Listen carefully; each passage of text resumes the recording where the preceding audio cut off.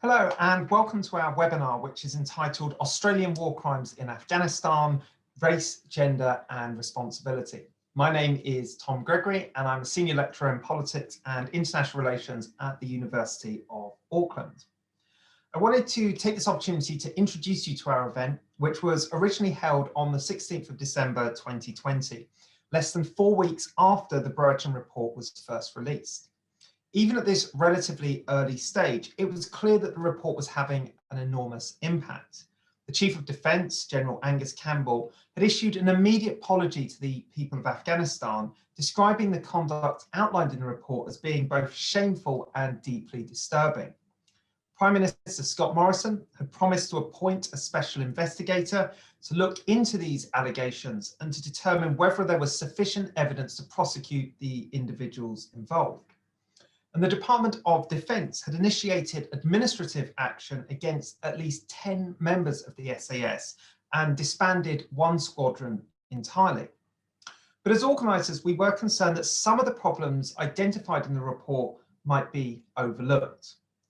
We were worried that some of the recommendations, particularly those more tricky to implement, might be put on the back burner and quietly forgotten. We thought it might be useful to situate this particular episode in relation to previous atrocities that have been perpetrated in Afghanistan and other conflicts. The specific allegations outlined in the report are now well known but worth repeating. After reviewing some 20,000 documents, examining more than 25,000 images and interviewing more than 420 witnesses, the inquiry found credible evidence that the Australian Special Forces had committed war crimes in Afghanistan. The report alleges that 39 Afghans were murdered across 23 separate incidents and that another 2 Afghans were subjected to cruel and degrading treatment. The report makes clear that none of these incidents occurred in what could be described as the heat of battle, where it might have been difficult for troops to distinguish between legitimate and illegitimate targets. It states as well that the soldiers responsible should have known that their victims were either innocent civilians or prisoners of war. At the same time, the inquiry found credible evidence that troops were regularly carrying throwdowns, weapons or radios that could be planted next to a corpse to create the impression that the victim was an armed combatant. And it found credible evidence that inexperienced soldiers were being ordered to shoot prisoners in order to secure their first combat kill, a process known as blooding. Importantly, the report not only criticises the individuals who are accused of committing these crimes, but suggests that commanders should bear some responsibility for what happened under their watch. The report argues that, and I'm quoting here, that criminal behaviour was commenced, committed, continued and concealed at the platoon level. Specifically, it alleges that operational reports were routinely embellished and sometimes fabricated by command staff to avoid attracting additional scrutiny. It argues that battle-hardened commanders were treated like demigods inside their unit, with troops, including senior officers, afraid to confront them about their behaviour. And it suggests that a culture of secrecy inside the SAS prevented these crimes from coming to light sooner. Now, it'll be up to a special investigator to determine whether there's sufficient evidence to prosecute the individuals involved, and it'll be up to a court to determine whether or not they're guilty. The purpose of this panel was simply to reflect on some of the broader points raised in the report. We wanted to consider how and why crimes like these occur, and who should be held responsible when they do. We wanted to think about the impact that this violence had on the Afghans affected and whether their concerns were taken seriously by the Australian Defence Force. We wanted to think about whether the Special Forces suffer from a uniquely dysfunctional and hypermasculine culture and what, if anything, could be done to address this. And we also wanted to think about the dehumanisation of Afghan civilians more generally, what the Brereton Report refers to as a general disregard for human life in Afghanistan. Now, joining us to discuss these topics were Professor NETA CRAWFORD, who is Chair of Political Science at Boston University and the co-director of the Costs of War project based at Brown. Her most recent book is called Accountability for Killing, Moral Responsibility for Collateral Damage in America's Post 9/11 Wars. And that was published by Oxford University Press in 2013. Dr. David Durie-Smith is a lecturer in gender and politics at the University of Sheffield. His research focuses on masculinities, conflict and violence prevention. He is the author of Masculinity and New Wars, The Gender Dynamics of Contemporary Armed Conflict, published by Routledge. Dr. Alex EDNEY-BROWNE recently completed her PhD at the University of Melbourne, focusing on the harm caused by coalition airstrikes. As part of her research, Alex travelled to Afghanistan to interview Afghan civilians about the direct physical consequences of these strikes and also the broader psychosocial harms that impacted their lives. Professor Megan MACKENZIE is the Simons Chair in International Law and Human Security at Simon Fraser University. Her research focuses on sexual violence in war, military culture and women in combat. She is the author most recently of Beyond the Band of Brothers, the US Military and the Myth That Women Can't Fight, which was published by Cambridge University Press in 2015. SHERENE RAZACK is a distinguished professor and the Penny Canner Endowed Chair in Gender Studies at UCLA. Her research focuses on racial violence, and she is the author of Dark Threats and White Knights, Somalia Affair, Peacekeeping and the New Imperialism, which was published by the University of Toronto Press in 2004. BILAL SARWARY is an Afghan journalist and scholar interested in the links between warfare, drugs and terrorism, and was previously a fellow at Middlebury College in Vermont. BILAL was responsible for interviewing some of the victims identified in the Brereton Report for ABC. And finally, we have Associate Professor Ben WADHAM, who is the director of the Open Door Veteran Transition, Integration and Wellbeing Initiative at Flinders University. He served in the Royal Australian Infantry and Military Police and is currently the lead investigator on an Australian Research Council grant entitled Institutional Abuse and Organisational Reform in the ADF. Each of the panelists spoke for around 8 minutes, apart from Megan and David, who combined forces and split their time accordingly. Hopefully you'll find these videos a useful insight into the atrocities perpetrated by the Australian Defence Forces and broader issues about the violence inflicted in contemporary conflict.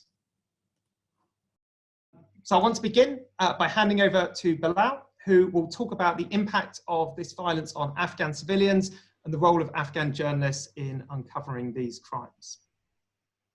Thank you. It's good to be on this very distinguished panel. I think the impact on Afghan families is simply devastating. We have to remember that these are very poor farmers, extremely destitute communities. You're talking about breadwinners, but above all, these are Afghans who got killed at the hands of soldiers who they had put their trust in them. They thought that this was a mission that was bringing security and a lot of good to especially remote villages and valleys and districts. When you talk about a place like Uruzgan province, it's where people send their children to opium fields because there's no school, there's no job opportunities. The communities are often stuck between a very weak and non-existent government and a very brutal and brazen Taliban militancy or insurgency, depending on who you're talking to. When ABC News Australia approached me, and I was actually introduced to them by a colleague of mine in New Zealand, John Stevenson, I didn't think that this would be this bad. So I had to take a flight to Bamiyan province, drove for 29 hours to get to Uruzgan, very close to Uruzgan from Daikindi province. And we had this one family that traveled for hours, risking roadside bombs and fightings and smugglers. Once I sat down with them and they started recounting, it was simply heartbreaking. They said their children were killed, their women were locked in rooms, and Australian soldiers had used silencers to basically, shoot at children and women, and dead bodies were thrown off the cliff. So obviously, I sent all the information back to colleagues in Australia. They had more questions. And then I flew to Tarankot, to the capital of Uruzgan province. And then I realized that this was basically a very tragic, tale of murders and basically torture and abuse. And I wonder what was the role of Afghan militias or Afghan government soldiers, because you often heard from victims that I interviewed that, okay, there were foreigners, there were translators, there were other forces. And I think the failure of my own government here in Afghanistan is simply heartbreaking, to launch an independent investigation into this and find out if Afghan forces or if Afghan militias were involved with this. Because after all, Afghanistan is a country where the culture of impunity is extremely prevalent. You talk about war crimes by all sides. I mean, I'm pretty sure, tragically, that it's happening at the moment that we're talking about, away from cameras and away from the eyes of the world. One thing that struck me, and I think it basically left a stain on my conscience as an Afghan, I believe, is just how horrific these details were. The blood, the doorsteps, being, colored with the blood. Almost this brought back the memories of what happened in this country during the Russian invasion. So for many Afghans in that part of the country, I believe that it was basically like a bad movie, or maybe like a nightmare repeating itself time and again. And the families keep calling me now that the news has come out and Australia has owned this and they have apologized. They say, what will be the Australian government doing? What about compensation? Will they be able to look up into the eyes of the killers and ask them, why did they do this? And perhaps you're also looking at possibilities that we might not know even more horrific details based on the accounts that I'm being provided, but they have to be independently verified. And needless to also say that Afghanistan's independent human rights commissions and many other organizations and activists have put a lot of work into this. I want to end here. I'm sorry if I took more time or if I was not talking in the structured way that you expected me. And I will wait for more questions from you. Thank you. Thank you, Bilal. That was really, really interesting and really also really hard to hear as well. So I wanted to turn now to Ben, who is, I think, going to talk a little bit about the culture inside the Australian Defence Force. Thanks, Thomas. I just want to start today by acknowledging that I'm speaking on Kaurna land in the Great Adelaide Plains, and there are many Indigenous landmarks populate these plains, marking the connection of the Kaurna people to country and their continuing sovereignty over the land. I pay my respect to the Kaurna Nation and elders past and present. Look, the Brereton Report has shocked Australians, even if the events do not seem impossible to believe. The media has looked for the reasons, new angles. CDF Angus Campbell has apologised on national television. Our research community has begun the autopsy, and today we talk at this international panel. All of us want to make sense of this, and many of us are wounded by the events in the report as Australians, as veterans, and as humans. And we send our condolences out to the Afghanistan community as well. There's no solace in the status that these claims are allegations. But just as we permit the course of justice to run its course, so too must the defence establishment permit us, civil society, make sense of the events. It's false to assert that only the military or military connected are permitted to investigate and understand these allegations. And as we've seen over the decades, the ADF doesn't investigate itself well. So the Brereton Report found credible evidence that 19 soldiers should be investigated for the murder of 39 Afghan prisoners and civilians. There remain allegations, but the emphasis to date has been on the brutality of a few. And this doesn't reflect the wider social, global, domestic and organisational politics that have come to shape the contemporary special forces. A key facet of the Brereton inquiry is the culture of these forces. And as a veteran who served in the Australian Regular Army, I became interested in the basis of this kind of culture in the infantry, and as a military investigator, I've built my research around this curiosity. And as a veteran, I understand the military imperative, but I do not assume that to win at war, anything goes. In 2018, when the CRAWFORD report was leaked, the veteran community began to debate the claims of brutality. And it's been a debate that has polarised between permitting those who walk the walls, to paraphrase Colonel Jessup from A Few Good Men, to do what is apparently needed, and those who argue we must be better than those we are fighting. And this tension was expressed across numerous veteran social media sites by an alleged trooper Anonymous, who wrote, "The Special Air Service Regiment seeks out and destroys Australia's most dangerous enemies. It targets the leaders of terror organisations who are shielded by suicidal, heavily armed jihadis embedded amongst cooperative civilians. Our enemies don't like us and they do their best to kill us with no moral restraint and complete impunity. The Mujahideen don't have much use for a Human Rights Commission. The SAS cannot fight enemies like that by adhering to normal Western moral standards. And if we did, it would be leveraged as a weakness by the enemy. We have to keep them guessing about our limits." As I said, I understand the military imperative, but to me it seems like a descent into barbarism, as it did for some others. The allegations were raised by SAS troopers. The investigation was called by Major General Jeff Sengelman, Special Operations Commander, and Dr. Samantha CRAWFORD took on the unenviable task of running the inquiry into the Special Forces. And the Brereton Report argues similarly. So to understand the imperatives of infantry and Special Forces work, I think we have to try and understand that from within, at least for a period of time. And I've sought to understand those challenges of being a soldier and the way in which the military organisation is an organisation of and for violence myself. And across the ADF, some organisational units are closer to the threshold of active violence than others. So the role of the infantry soldier, which is a formative of the culture, is to seek out and close with the enemy, to kill or capture them, to seize and hold ground, and to repel attack by day and night, regardless of season, weather or terrain. It's an explicit statement, but place that soldier in the mix of global, domestic and organisational politics, and it becomes increasingly muddied. The SAS and commandos extend the work further. They conduct a wide range of special operations beyond the scope and capability of other ADF elements. This includes rescuing personnel, unconventional warfare, information operations, and environmental offensive and close target reconnaissance. The commandos undertake offensive operations, including raids, recovery operations, and support operations that cannot be performed by conventional ADF forces. Special Forces operate secretly in small teams with licence. The traditional officer and non-commissioned officer relations are different in the Special Forces. So the SAS was established as part of the Australian Army in 1957, and its role was strategic, combining surveillance and intelligence with counter-terrorism. And during the Howard era in Australia, the Prime Minister Howard, the ADF and the SAS became increasingly politicised. Howard's use of the SAS to board the Norwegian freighter Tampa in 2001 diminished the regiment. The directive was made to shore up Howard's prime ministerial ambitions. And over the following years, the SAS has increasingly become an instrument of political and military expediency.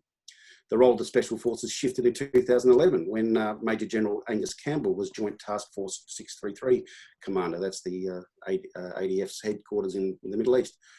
And he was responsible for, as it was explained to me, a strategy of turning the unit from surveillance into the human equivalent of predator drones, assassins. There was always the risk incidents would occur when predatory personalities are left to their own devices on kill and capture missions. Frustration over the catch and release policy, muddy rules of engagement, and shift to daytime ops to appease Karzai didn't help.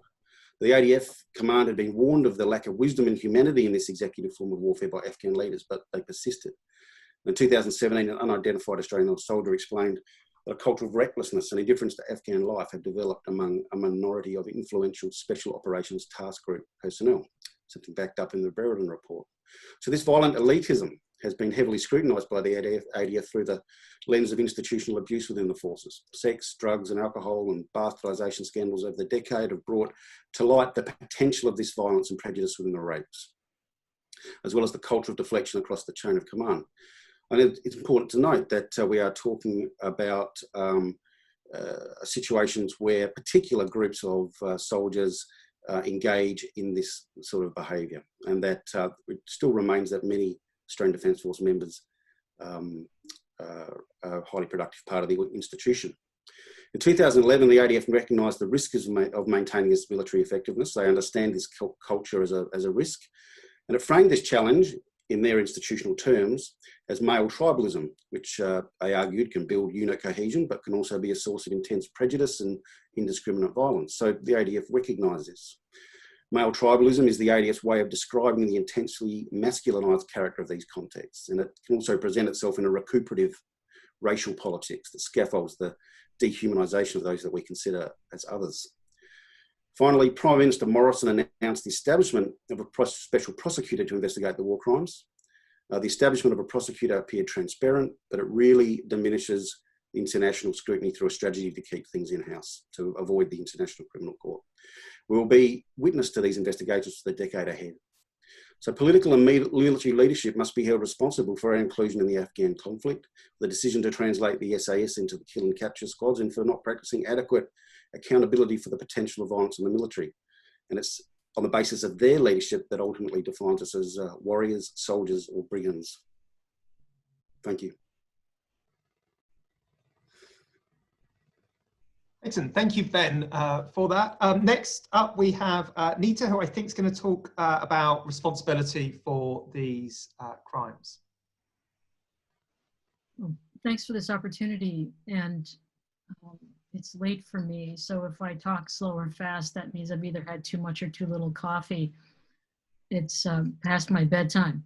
So the Brereton Report raises important issues about not only problems of war crimes that may have been committed, and I think Ben's right to say may have, or stress due process here, by the Special Forces, but also about the larger question of civilian killing in the war in Afghanistan and about counterinsurgency war in general.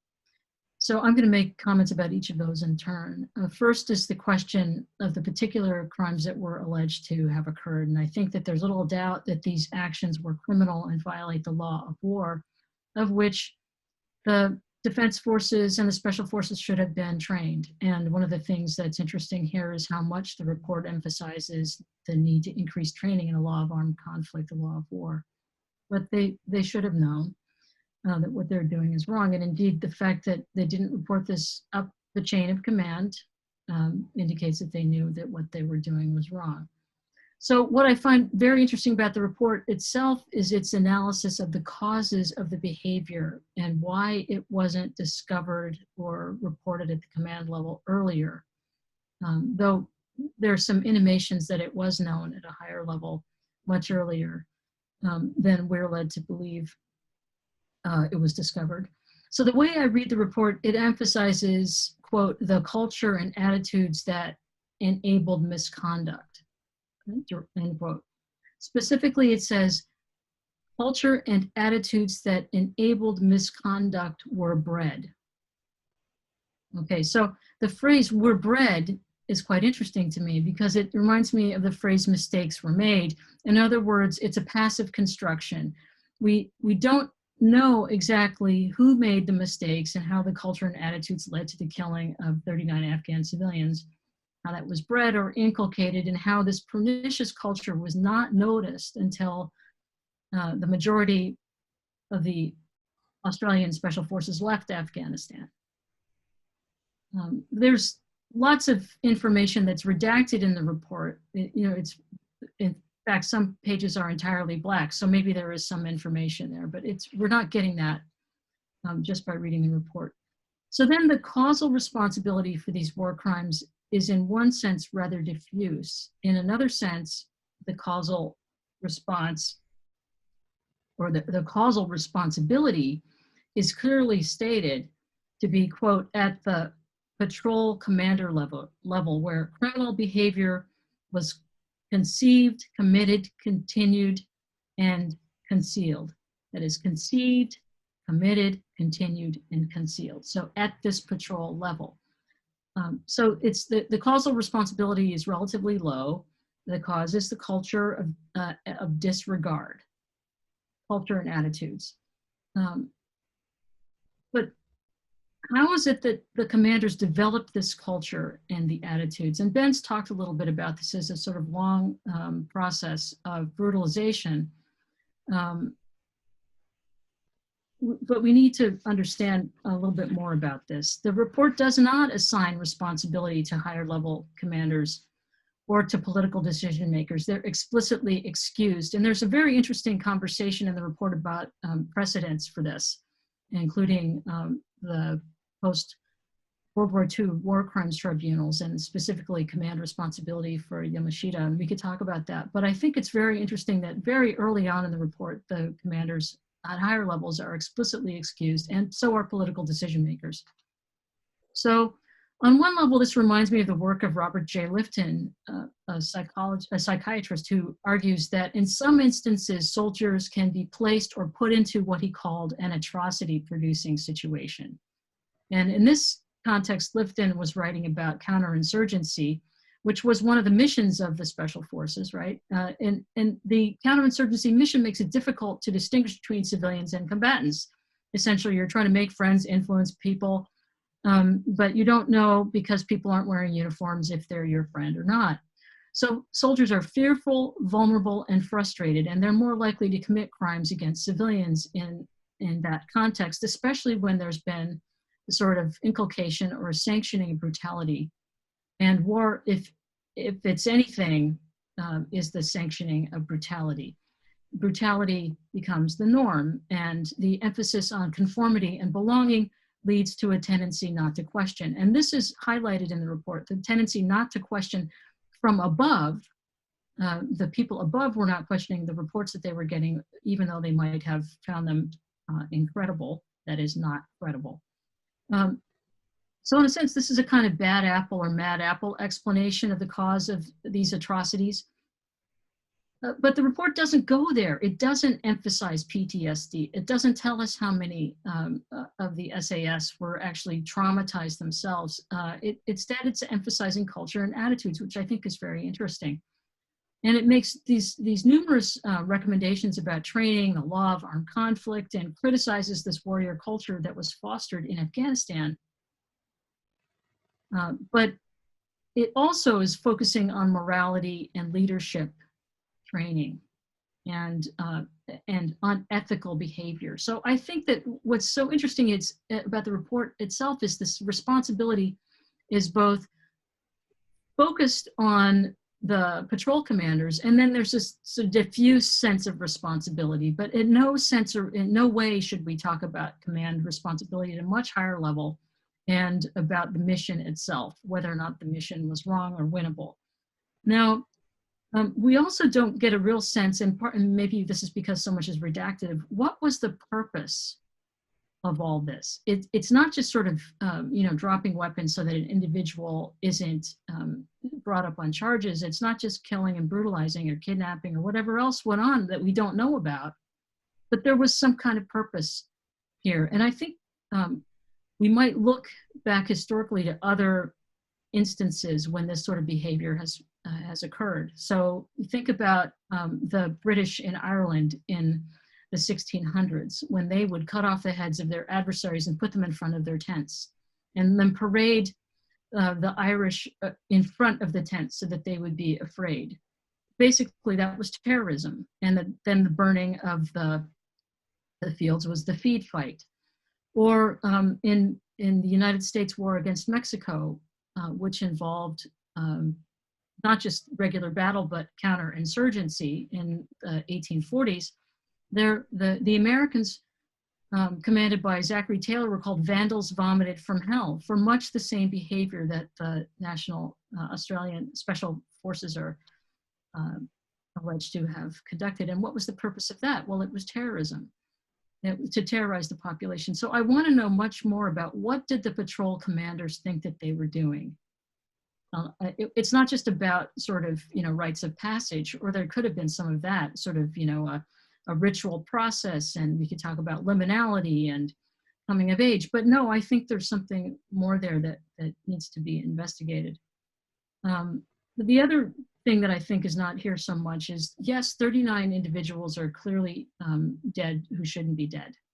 But the Australian government paid, I think it's more than 200,000 Australian dollars to 2,800 Afghans who got compensation for collateral damage of some sort. So the collateral damage was either harm to their bodies or their property or death that the Australian government has paid Afghans. So there's a larger story here of harm to civilians, which this is just the tip of the iceberg.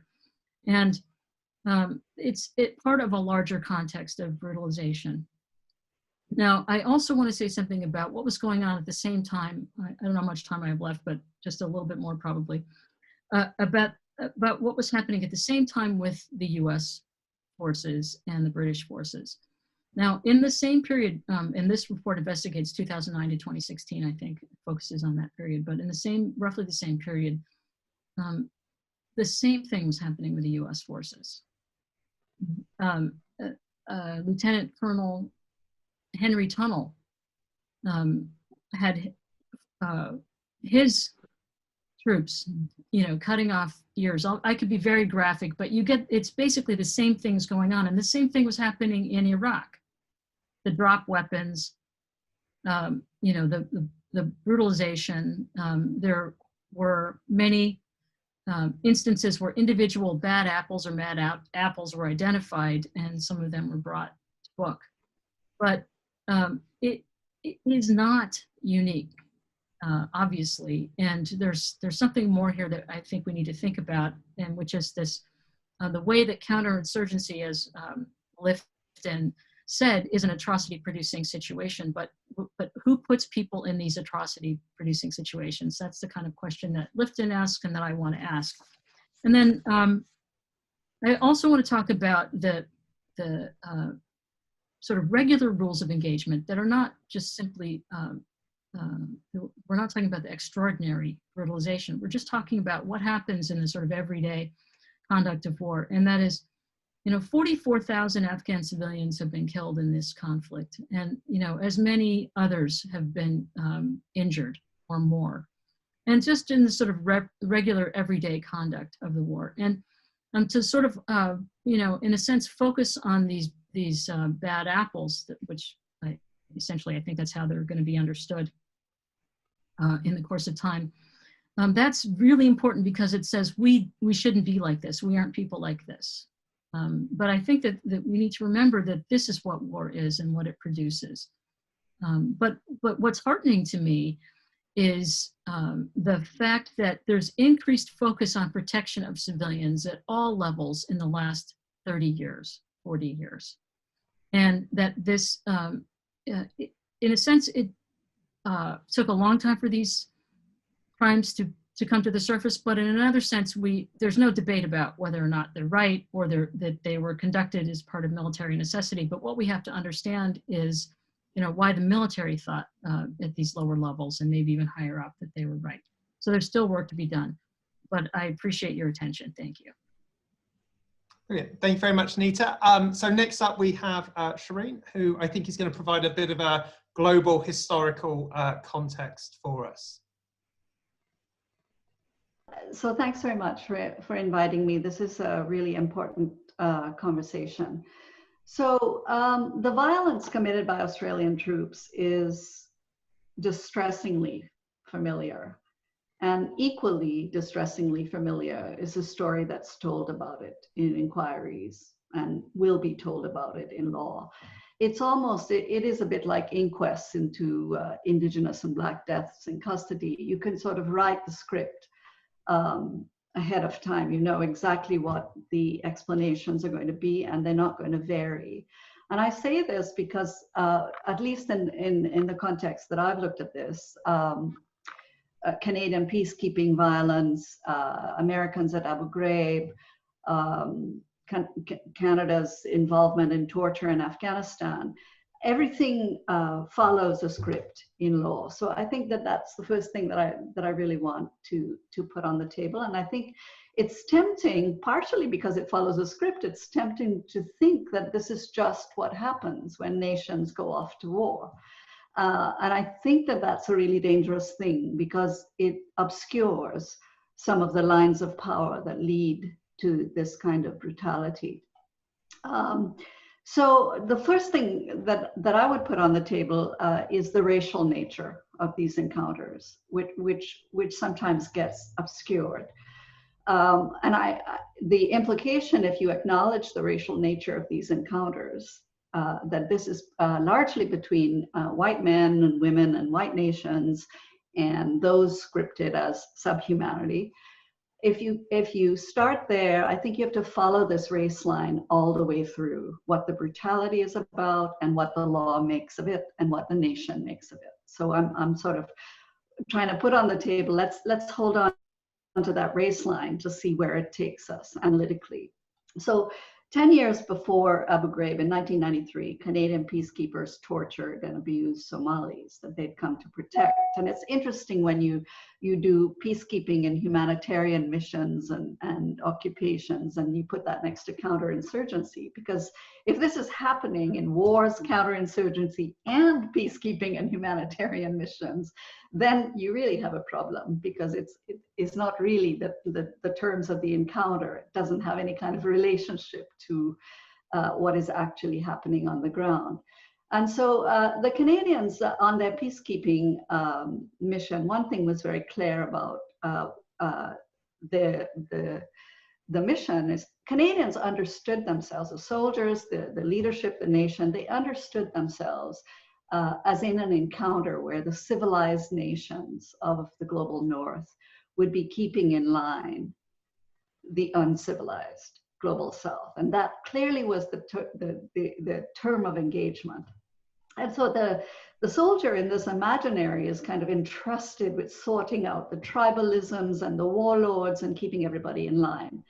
It's a version, a very thinly disguised version of the white man's burden. And that is verifiable in the terms of the encounter, in how soldiers think about it, and in what actually happens on the ground.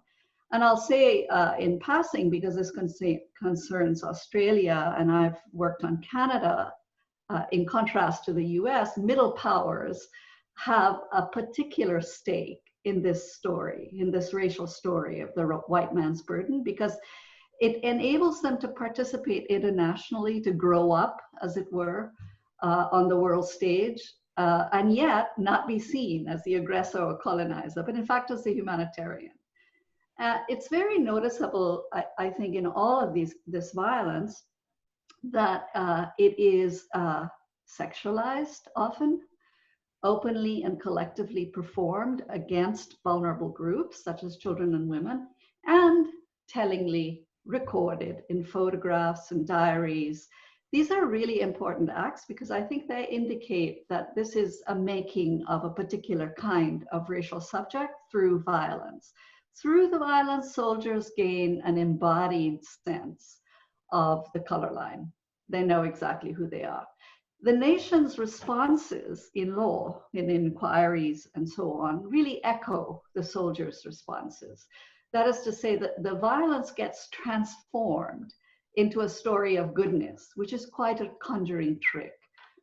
The struggle to reclaim national innocence, it doesn't last very long. The nation becomes innocent within 10 seconds of an inquiry.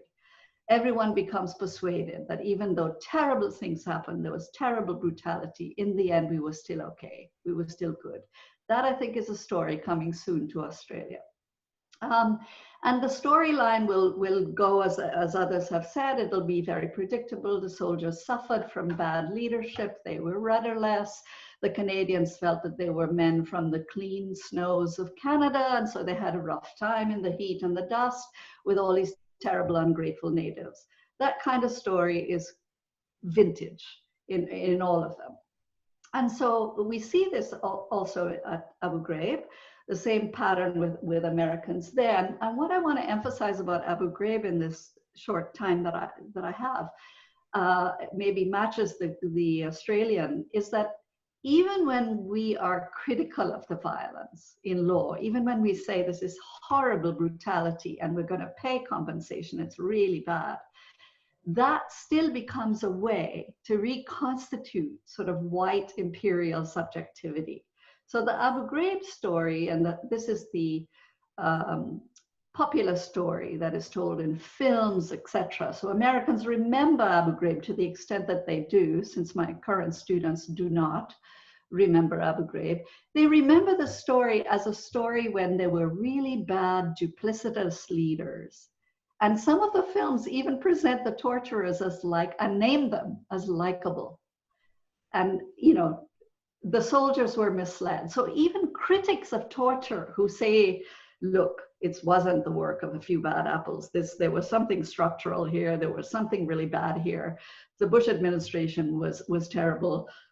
Interrogation techniques were authorized. Even people who say that still then maintain that the terrible violence that happened was somehow the violence of people who were led astray. And that is like not looking at the acts of the violence itself to understand what is going on. So what I want to sort of observe is that a kind of casual racism runs through the story, no matter how you tell it. It's a story of hapless soldiers. There were some innocent, some bad apples, hapless, leaders, overwhelmed by the challenge of having to deal with such a barbaric people. And it's told in exactly those terms. So you get full-on racial explanations for the violence in legal settings. So what do I conclude then about these war crimes? I'm a little worried even when they're called war crimes or even atrocities, because I think that something gets masked about the encounter that is going on. So we know that the first step in every instance is to downgrade the acts to prisoner abuse. Sometimes that happened in Somalia, or to downgrade them by saying they were necessary because the enemy is particularly brutal. That happens in various places. The second move is to exceptionalize the event. That happens all the time. And you exceptionalize it by the few bad apples theory. But as Angela Davis commented about Abu Ghraib, we express widespread shock and revulsion. That was the overall response to Abu Ghraib. How could this happen? This was not supposed to happen. This is extraordinary. And what she noted about that is that exceptionalizing makes it very hard to see how all of this is actually connected to a structure. And in her case, to prison practices that already prevail in the US, for instance. But the structure is already there. And it seems to me that the more a nation pursues innocence, the more urgent it becomes to exceptionalize it in all these various ways. And so I want to sort of put on the table that we think of this pursuit of innocence as a kind of racial story.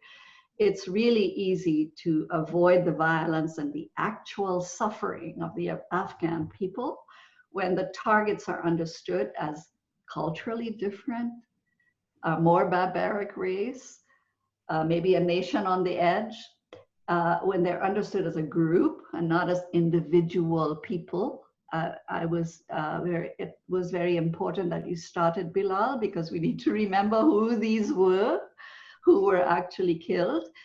Canadians had great difficulty noting that in Somalia, it was teenagers and children tortured, so we forget this. And so I just want to end by saying, in insisting on the racial story, maybe we ought to take a page from the contemporary American Black Lives Matter movement. Maybe we need to think of abolition, defunding the military.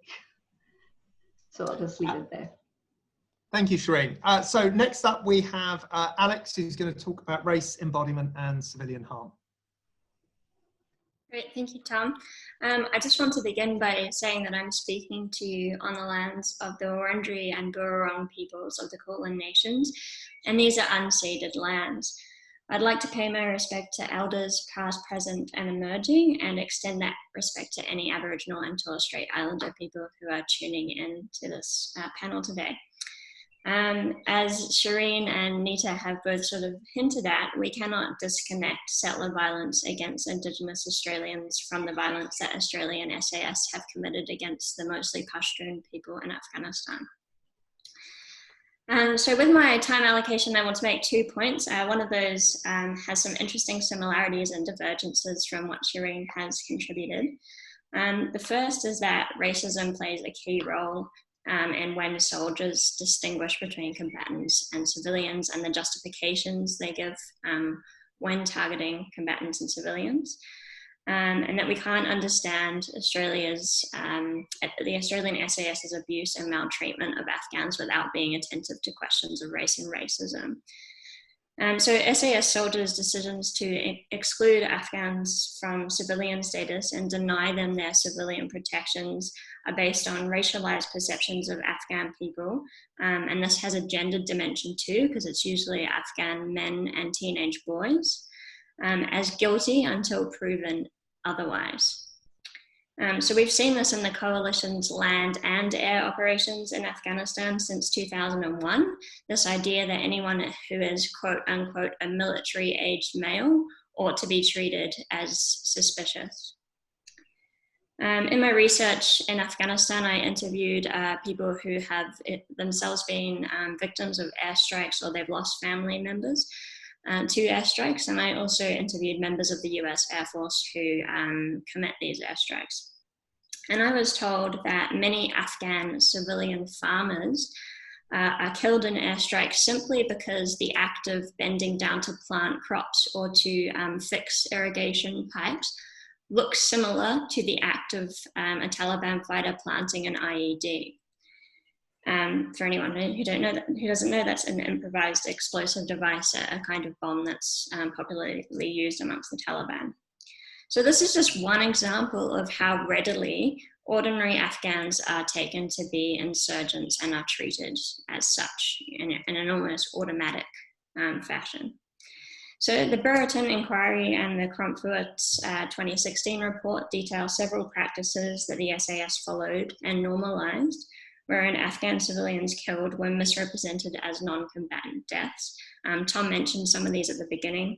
These include the act of throwdowns, planting weapons or radios on the bodies of dead civilians.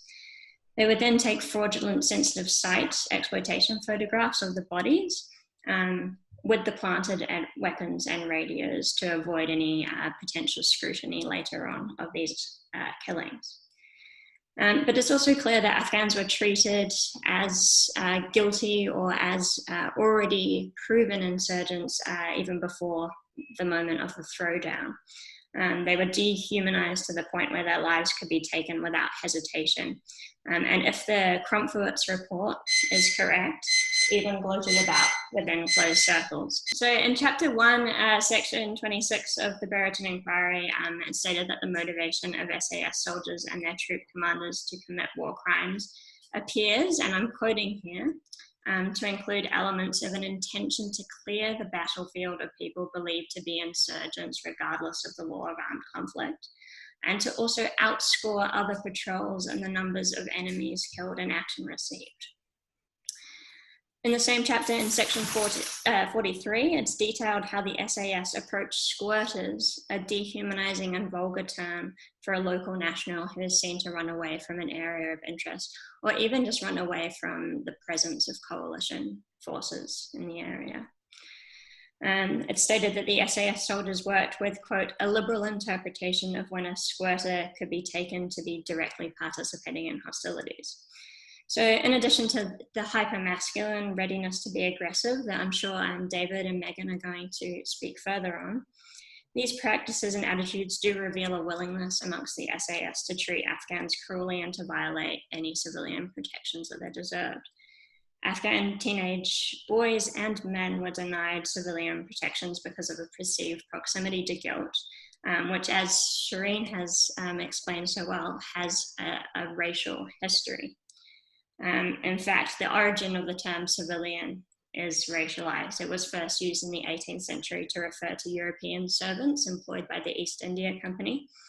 And international law was coded at least until 1945 to protect Europeans from bombardment as civilians, but bombardment that happened in the global south was never talked about as harming civilians. Terms like native and inhabitant were used instead of the term civilian.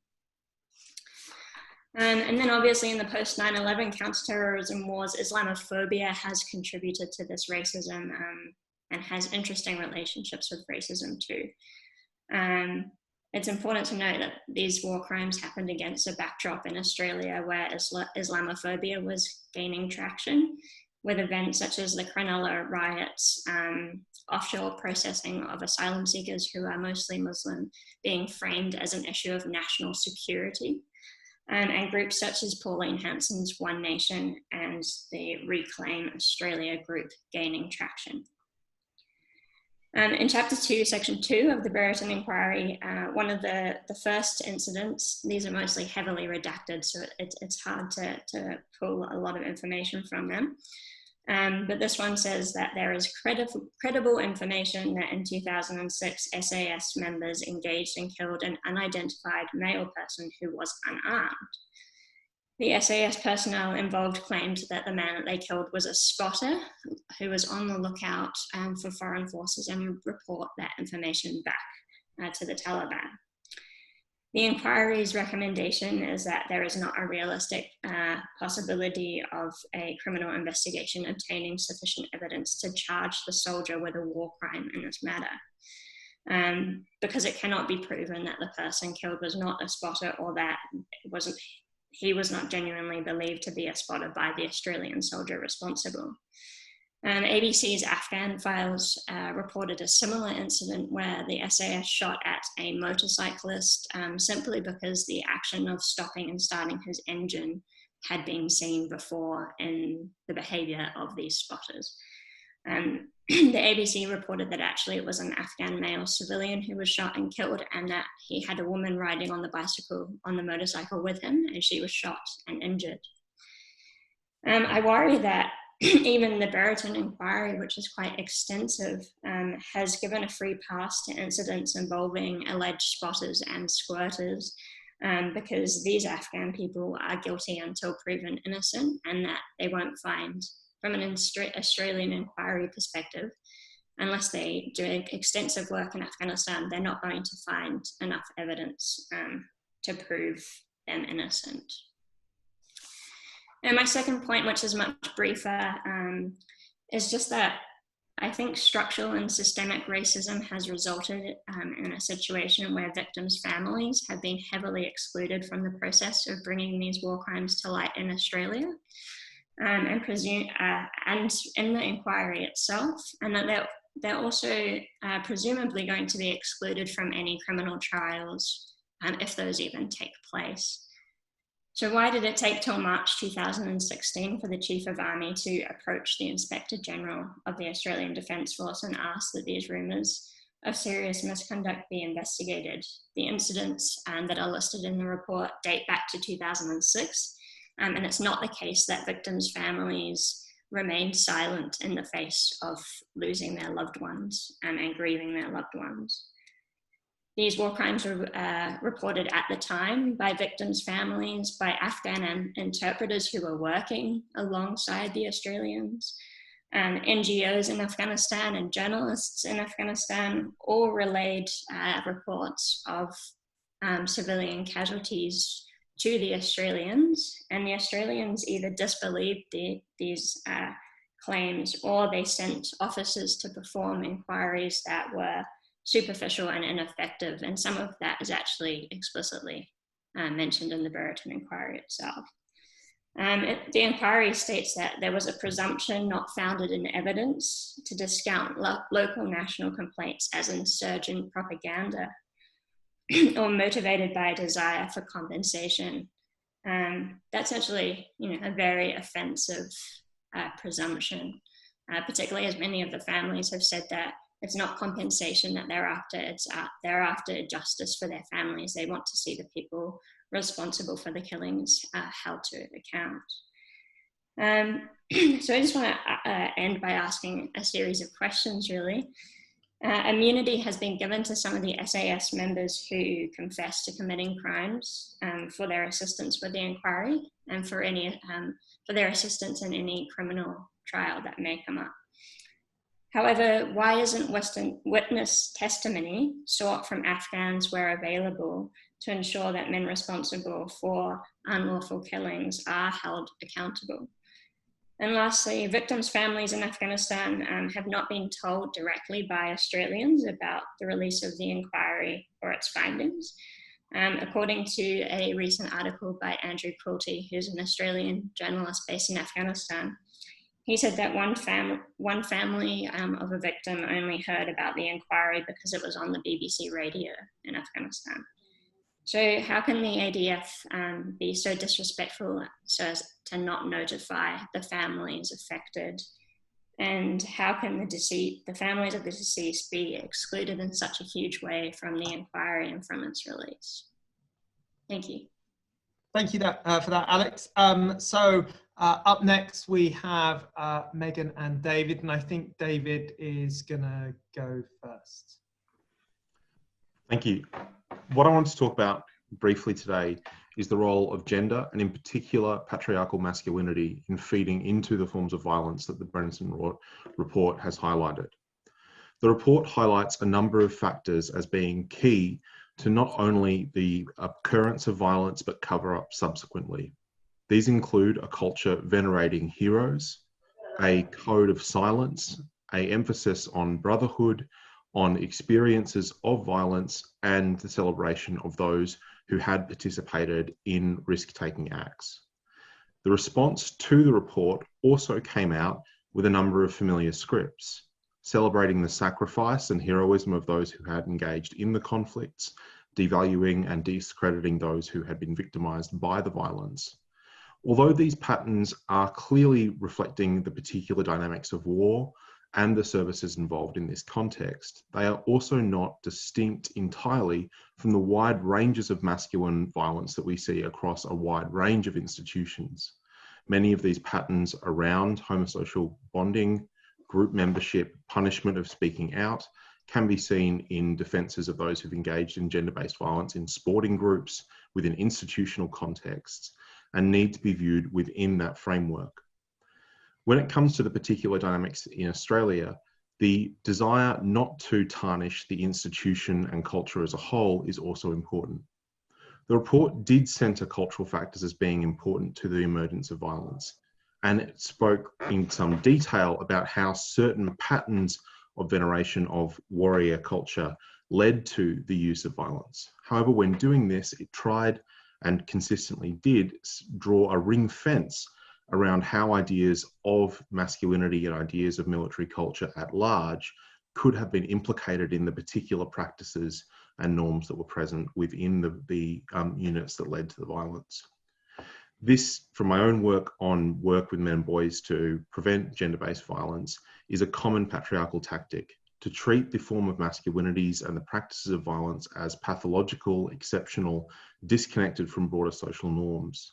In the context of Australia, where there has been a long pattern and tradition of denying military participation in violence, you can see this in responses to criticism around Anzac Day, as well as the resistance to include settler colonial wars within the Australian War Memorial, fits a tendency to refuse any form of criticism of those masculine protectors who are engaged in armed conflict. Now, none of this is to suggest that those who did participate in war should not be understood to have suffered because of that, and that they haven't been asked to do things that are often unreasonable, risky, and damaging. But the response from the Australian military and the Australian government has wanted to frame this as a distinct problem of a few pathological individuals who have led to a toxic culture which is wholly distinct, separate, and causally unrelated to the broader ideas of what it means to be a militarised man or a man at large in Australian society. They've desired to frame this not as an issue to do with gender or military culture or cultures of violence in Australia at large, for example, patterns of peer pressure and participation in violence, which are not unique experiences, which Australian men have no experience of before they join the military. There is a continuity here that needs to be understood. On that, I'll hand over to Megan for her comments.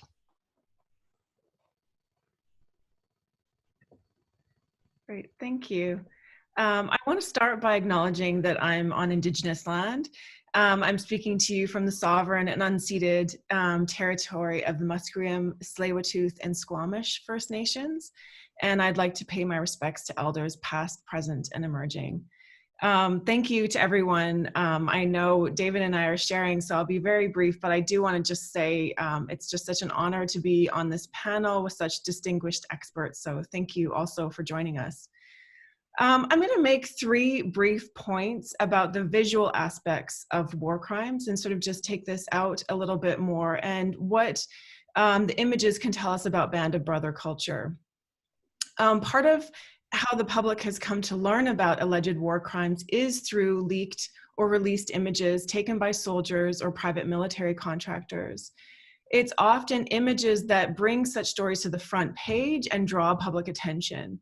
So in terms of the most recent war crime events in Afghanistan, the Brereton Report itself, it says it draws on 25,000 images. And one of the galvanizing images comes from a video that was circulated in Australia of an Australian Special Forces soldier killing at point blank an unarmed young Afghan man lying down and holding only red prayer beads. So the first point I want to make is that war crimes are not new and that military scandals are not new. Moreover, as media has evolved and the capacity to take and circulate images has increased, we've had regular and predictable images of atrocities and illicit activities, war crimes. As SHERENE said, the terms are sort of limited in capturing the activities here. So in addition to images of war crimes and atrocities, including these images of special forces, alleged war crimes, and most infamously, as SHERENE and others have mentioned, the Abu Ghraib images, there are broader image scandals that regularly plague the military, including the recent uncovering of online communities dedicated to circulating hate porn. You had images of the Kill Team unit in the US several years ago, and the regular release of photos of hazing and initiation rituals. So I've used the term soldier-generated illicit images to refer to this broad category of images taken by soldiers of war crimes, atrocities, or illicit activities. So these are typically taken with cell phones, GoPros, helmet cameras, and circulated within an internal group before being leaked or exposed in some way through an investigation. So I know this is a wordy term, soldier-generated illicit images, but I want to signal here that these are a coherent category of images worthy of study, and that examining these images systematically can provide important insights into what SHERENE has mentioned, the structure, the sort of historical patterns of racist, sexist behaviors. So the second point is that soldier-produced illicit images shape and reinforce Band of Brothers culture by conveying consistent practices and symbols that come to be familiar and understood as normal, both within military groups and I would argue also for the public in some ways. So remember that most of these images are taken willingly. They're not coming from investigative journalists in many cases. They sometimes, as SHERENE mentioned, show soldiers actively posing for the camera, sometimes celebrating, gesturing. And also, often these images are circulated for months or longer within internal groups, a kind of visual currency before they reach the public. So there's a range of activities that are conveyed in these images. And here I don't mean to flatten or ignore the differences in terms of impacts or level of violence or criminality between, say, hazing and torture.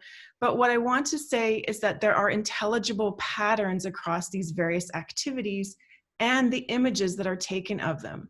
So Lindy England, for example, when talking about Abu Ghraib, she explicitly compared the activities of torture she participated in to hazing and boot camp activities.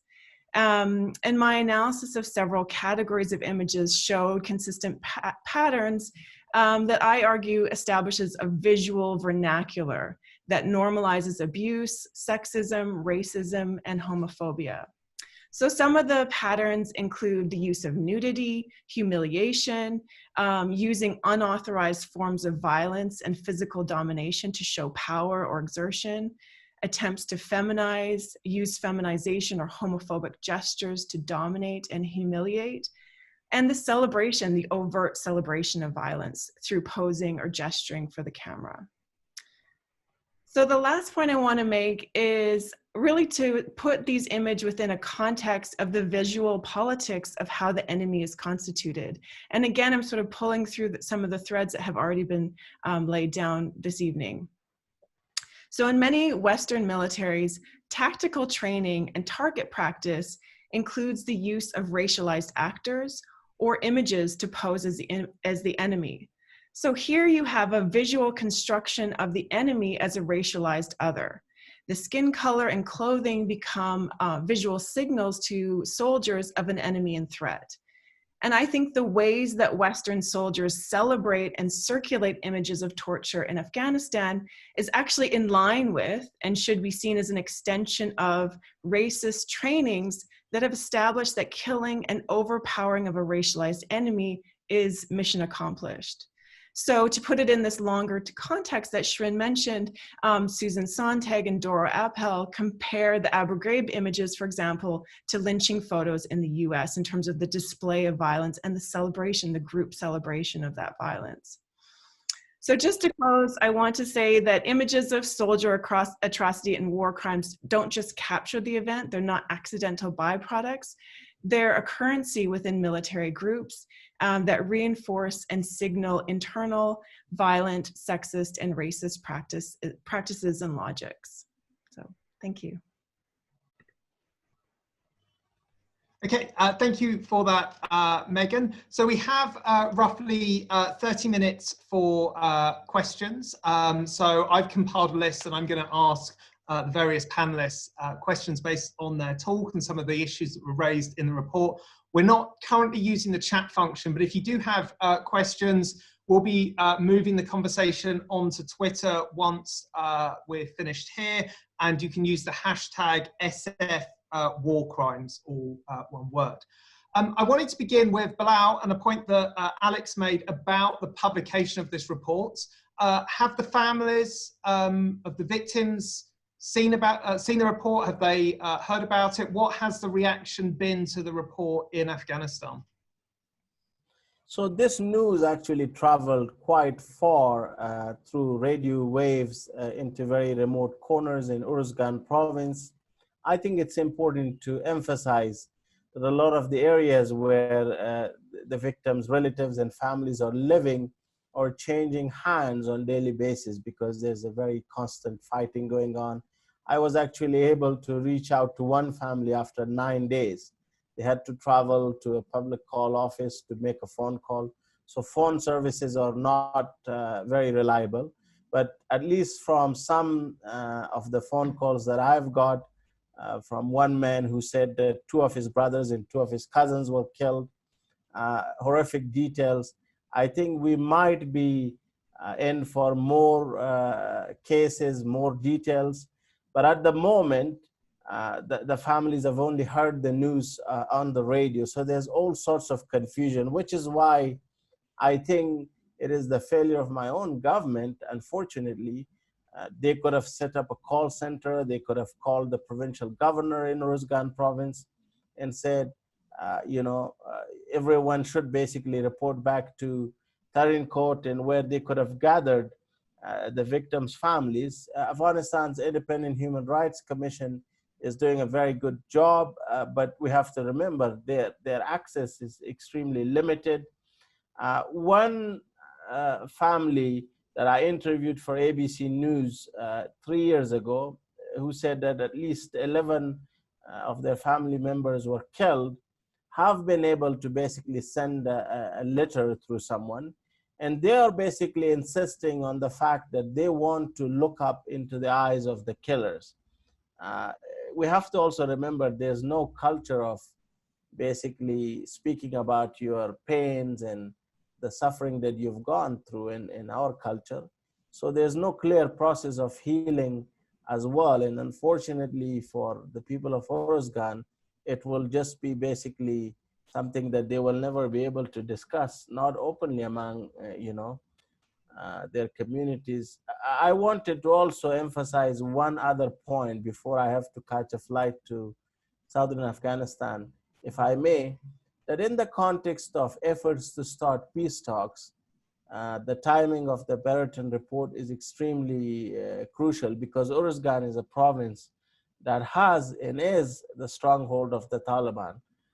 So it will be extremely important in that context, especially when we know that militant groups and you know, even the Taliban are basically banking on this issue. They have basically said, look, the West failed here. They committed all of these crimes. And this is not to, you know, underscore the fact that Australia, along with other Western countries, have contributed massively to the new Afghanistan that is here. So it will be very important that the Australian government, Western institutions, human rights, lawyers and groups see through this, that we have a complete process. Afghans, the victims must not be treated as underdogs, you know. And I feel like more and more lawyers and people from the West and Australia can help. There has to be a very long and transparent process. And we also have to remember that there will be challenges in terms of getting on the ground. Even for someone like myself, I have found it almost next to impossible to get in touch with these families. So there should be a process, there should be a mechanism. And one other person that reached out to me, he's a tribal elder on the outskirts of Tarinkot, said that he had heard from his relatives about at least 2 men whose throats were slit and then they were thrown in a bag. And he was wondering what details were available, if this was indeed true, because he only heard it through radio. So he has not been able to track down the relatives, because the fighting between the Afghan government and the Taliban in that area is literally preventing families and relatives from getting in touch with each other. And I think with that, I would like to take leave. Thank you so much for having me on this very distinguished panel, and I hope it was useful to have me on your panel. Thank you. Absolutely. Thank you very much for joining us, Bilal. And safe travels. Thank you. So I also had a question for NETA, and although we're not using the chat function, one has filtered through from Kathleen, who points out that Australian soldiers have been killed by Afghan militants. They've also been killed by Afghan soldiers who are supposedly on the same side, and that civilian casualties are just part and parcel of war. So Kathleen says this is just war. So how is it that those of us watching from afar who are not actively, you know, not members of the military, how can we make moral judgments about these sorts of incidents? So from what I understand, 41 Australians, and you'll have to correct me, have been killed in Afghanistan in combat. I'm sure others have died through accidents or been injured in accidents. 260 have been wounded, I believe it is, in combat. So that's a significant number from a medium-sized country, and given that there were 33,000 total Australian Defence Forces in Afghanistan, that's a small number, but of course their lives matter to their families. In the larger context of the conflict, though, it is the case that the strategy of counterinsurgency that Australia has pursued along with the United States and its allies, as well as the Afghan government, is not to kill civilians precisely because it is counterproductive and it puts at risk the other forces in the area, right? So they believe that killing civilians is ineffective and counterproductive, whether they're killed intentionally or inadvertently. Because, as Bilal says, it's used by the other side, their adversaries, as a reason to continue resistance. And in fact, you don't make friends when civilians are harmed. So I think that the other reason why we focus on civilian death and injury is the mission is precisely to protect civilians and promote democracy and reconstruction in Afghanistan. So you're undermining the mission. The moral legitimacy of the mission is premised on civilian protection. You know, that may be, and it is certainly part of a long tradition of, you know, attempting to control everything, everywhere, all the time in places where you're at war. But I think that if what you're doing is actually undermining the mission and it undermines your moral legitimacy, then there's a problem. So I hope I've answered the question. I think that in the large perspective here, you know, in terms of thousands of civilians killed and injured, that the Australian Defence Forces have had significant losses. The United States forces have also suffered injuries and death, but neither would the United States forces want to have participated, and they in fact punish people who do what has been done here. Thank you, Nita. So Ben, I had a question for you. One of the issues raised in the report is the reliance on special forces, which you touch upon, the number of deployments that some of these soldiers have served on, and the duration of their deployments. Can you explain why some of these things might be an issue and how they might contribute to what some people refer to as moral or ethical slippage? Yeah, certainly. So there is discussion, concern in the broader community about how the SAS have gone, and then the Brereton Report, of course, going from an operational unit that is used for special operations that has become an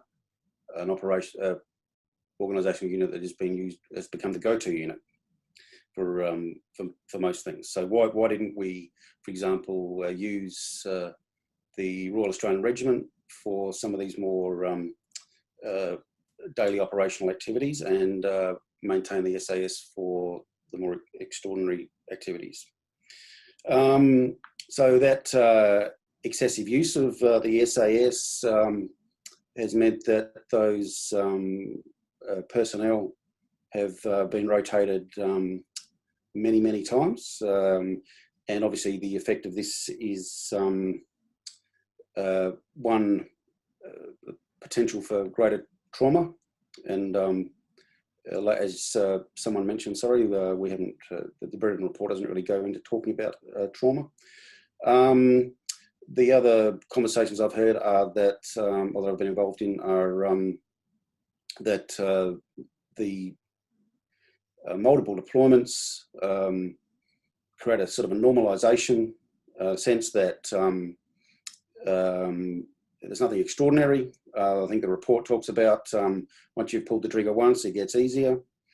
Yeah, the outcome is that the Afghan population become, their humanity becomes disregarded, and they become more dehumanised. So these are issues that have been raised in the broader discussions. It's well regarded in the report that the multiple deployments are ineffective in that, or create unintended consequences, and that the SAS should not be used as the go-to unit for everything. Yeah, thanks. Thanks, Ben. So I had a question for Alex. Obviously, the violence talked about in the Brereton report is particularly atrocious, particularly objectionable. But is there a danger that focusing on these scandalous acts of violence, this violence that can potentially rises to the level of a criminal act, obscures some of the more everyday, mundane forms of violence that are just part and parcel of war and part and parcel of lawful military operations? Thanks, Tom. Yeah, well, my research is on airstrikes. So with airstrikes, it's obvious that many civilians are often killed, considered quote unquote collateral damage, and that is just accepted in a way that these exceptionalized war crimes in the Brereton inquiry are being debated, although unfortunately accepted by some too. And with aerial bombardments that kill civilians, these are mostly being carried out by the United States, but that's not to say that Australia hasn't had a part in that. I think that the reason why this inquiry is making waves in Australia is because if the crimes are proven, there is a direct line of responsibility.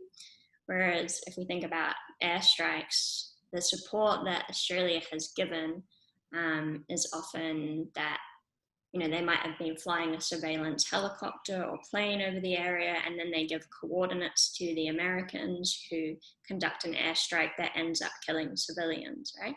That line of responsibility is a lot more sort of tangential or tenuous than the responsibility from the war crimes listed in the Brereton inquiry.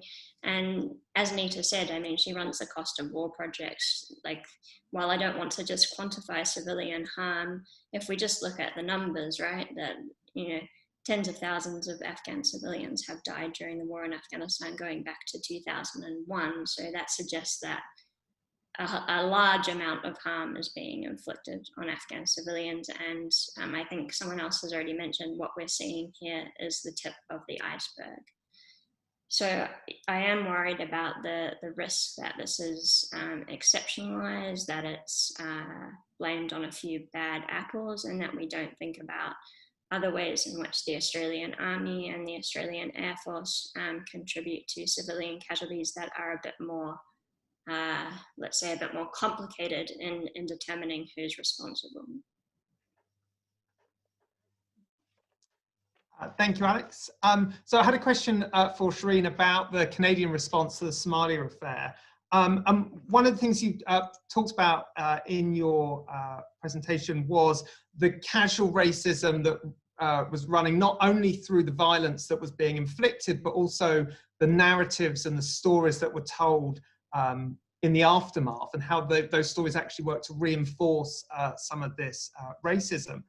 I was wondering what your thoughts are in terms of how we can test this racism, how we can talk about these atrocities, how we can talk about this violence without reinforcing the dehumanization of the victims.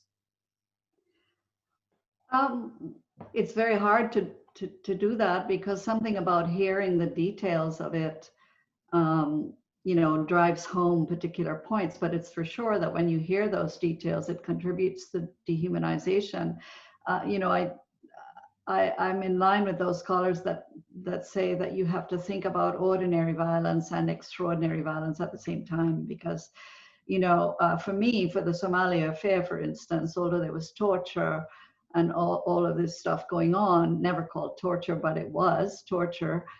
What really struck home for me was the cover of the book that I have, which is that 6-year-old children were tied up in the hot sun. And, you know, I thought, well, what does that tell you? And could we talk about that? Could we talk about a nation to whom that was acceptable? So I think that you know, one strategy could be to talk about the continuum of violence, although nothing drives it home like the extraordinary violence. But another thing that we must talk about, and this I remember from Abu Ghraib, sort of written about this, where the, you know, again, the Iraqis, the Americans said, yes, we did this and here's some compensation. And a person who had lost his son and mother and a whole bunch of things said, look, I just want you to recognize that Iraqi life is precious. And so then that begins the question of what would signal to us that Australians have accepted that Afghan life is precious. I think that's a really important question. I mean, look, Alex has talked about, and others have talked about, the fact that they weren't even told that there was an inquiry. I mean, there is no indication at all that there's any recognition of life being precious. And so instead of talking about the actual acts of violence in all their grisly details, let us talk about the sort of overall failure to recognize Afghan life as precious. Can I just butt in there? Absolutely. Add something onto that point by SHERENE. It's been noted on Twitter by quite a prominent Afghan Australian that all of the news articles about the war crimes and the inquiry will have a veterans helpline down the bottom, but don't seem to recognize that Afghan Australians, of which there is a large population, that they will be psychologically distressed by reading that material. So that's just another example of how you know, Afghans are completely erased and are not considered worthy of life and of livelihood too. Thanks, Alex. David, I saw sorry, can I just add one? Shireen, did you want to carry on? Yeah. Not a single soldier that I can find implicated in Abu Ghraib has ever said sorry. And that's really significant.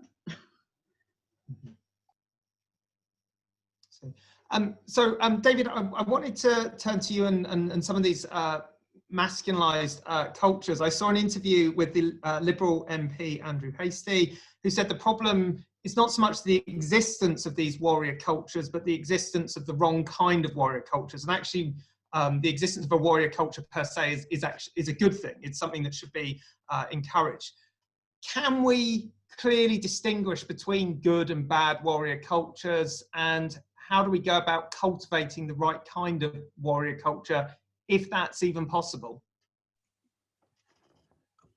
I am kind of quite deeply skeptical about the possibilities of good warrior cultures. These military cultures in an Australian context were built through histories of empire, of settler colonialism, of imperialist wars.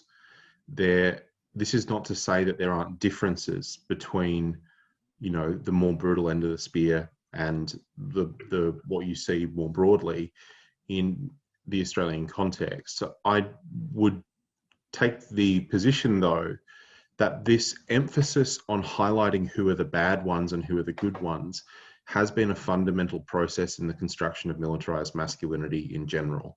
The distinction between certain forms of militarized masculinity, a lot of the interviews I've seen from military personnel around this have talked about being professional as opposed to being unprofessional. Now, professionalism is not a bad thing in this context, but being professional can still be profoundly violent. Being professional can still center very aggressive ideas about how men should behave and dehumanizing ideas about non-white people and about the relationship between white masculinity in a settler colonial context and those spaces.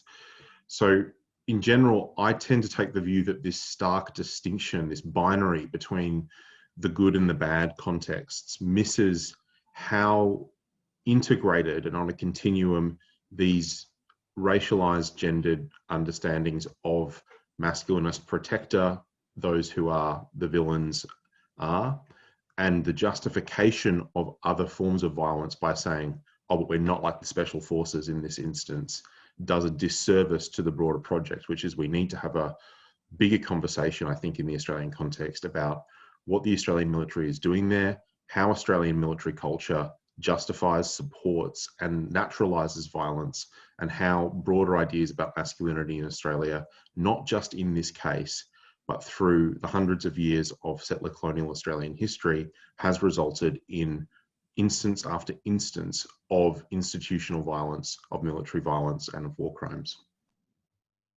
David.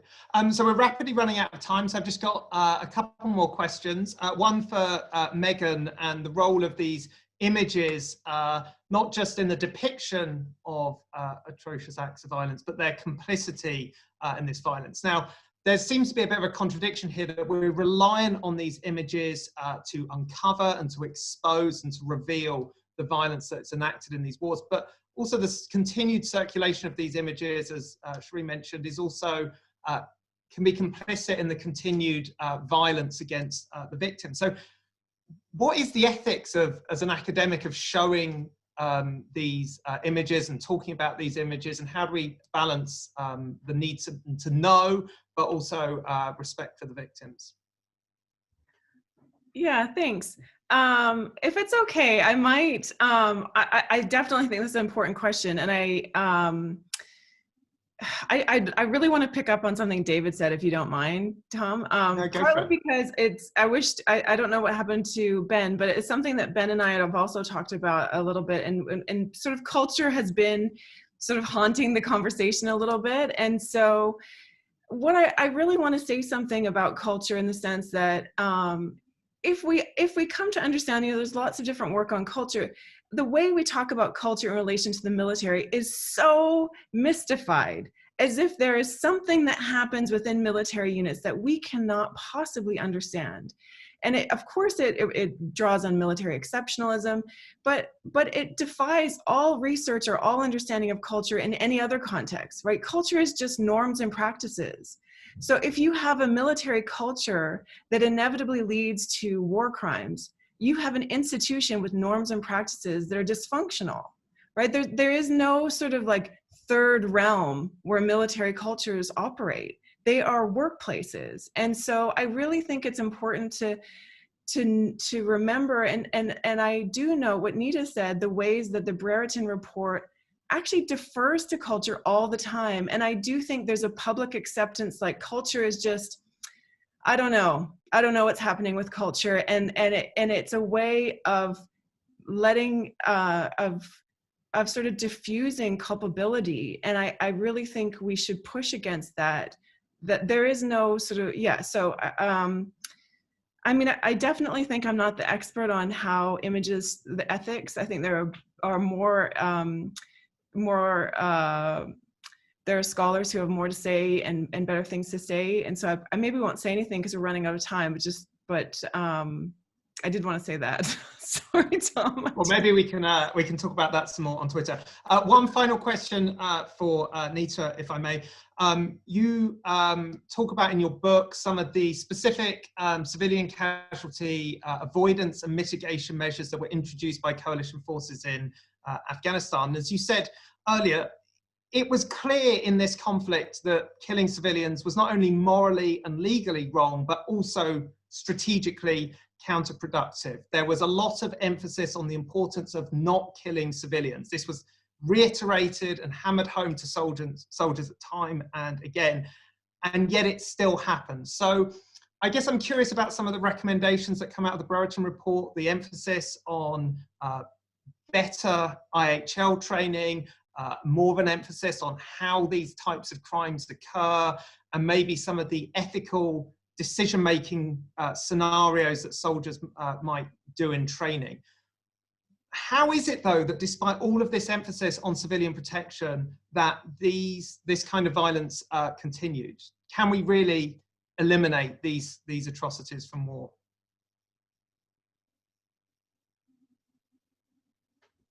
I don't know if we can eliminate them, but I think that what you see is that with training, they decline. And with, accountability, they decline. When people realize, as Megan just said, that the cultures are norms and practices, right? You can change those, and they do decrease. Now, you will still have someone who goes berserk, because war isn't actually like your everyday workplace. There's lots of stress and pressure. Someone will lose it, but they're less likely to lose it if we do things like not put people in 5, 6, 7 deployments. If we train them how to be calm in certain settings. But again, there's the sort of everyday normal violence that in war, which we then call collateral damage because it's unintended and supposedly unanticipated, but it's foreseeable and foreseen in the sense, like the airstrikes where, you know that if you use a bomb of a certain size and you use it in an urban setting, you're likely to kill civilians, even though that wasn't your intention. We can decrease those by training, and I think that is true. But there's a certain kind of dehumanization that is both trained in war and leads to these incidents, right? So it's not incidental or accidental that people are called squirters, or that there are, they talk about dehumanization in the report. That is what is trained. Mm-hmm. And if we want to decrease incidents of civilian killing, then we have to change the training. Excellent. Well, unfortunately, this is all we have time for this afternoon. I think this has been a really interesting and informative panel, and I hope in some way it helps to prevent the way in which these narratives, the narrative around violence follows the same old scripts as SHERENE argued in her talk, how we might disrupt that logic and bring in some more critical perspectives. I wanted to end by thanking all of the panelists for their contributions. I wanted to thank Simon Fraser University and the University of Auckland for hosting us, and also to all of you for joining us. Some of us will be heading over to Twitter, so if you want to continue the conversation, the hashtag is SF War Crimes. But thank you again for joining us. Take care. Thank you. Everyone.